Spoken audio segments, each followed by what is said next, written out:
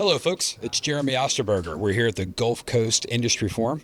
I'm with Varuna Singh, who is Deputy District Engineer for TxDOT Houston. Varuna, thanks for joining us. Absolutely. Thanks for having me. So, Varuna, we just got off the stage here at the Gulf Coast Industry Forum. I want to dig right into some specific projects you talked about.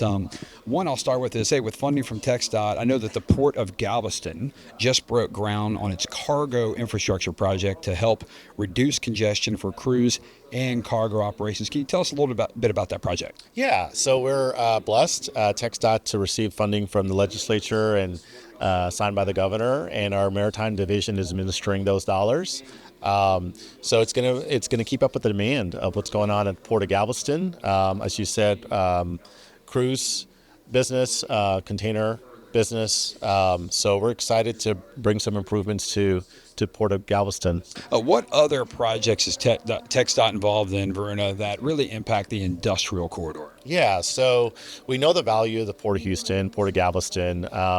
Houston region is growing, and so we're focused on planning and designing the corridors that are critical to accommodate that growth. So State Highway 146, 225 is an upcoming initiative for us. We've just completed a preliminary engineering study, which kind of sets the table to go into schematic environmental.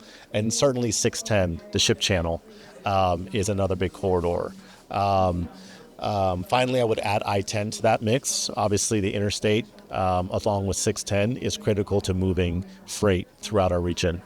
Let's go to 146, if you would, Varuna. Where are we at with Highway 146 widening? Yeah, so we completed and did a ribbon cutting earlier this year for the portions in Kemah and Seabrook, a $200 million plus job, with new frontage roads, main lanes, and a new express lane bridge for that throughput traffic to help with freight mobility.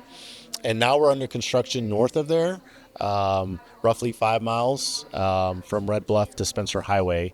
And that's looking for construction in late 2027, 2028 timeframe.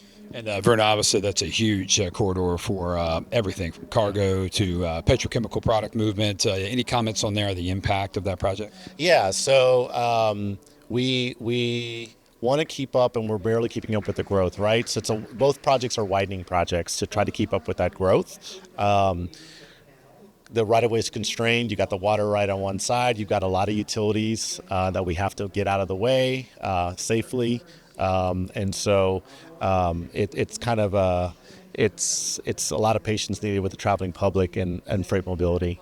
Sure, absolutely. But patience indeed, Varuna. Well, we appreciate you being patient with us and joining us here for an interview. Thank you for being a part of it, and Big Magazine, thanks you for being here. Absolutely. Thanks for having me.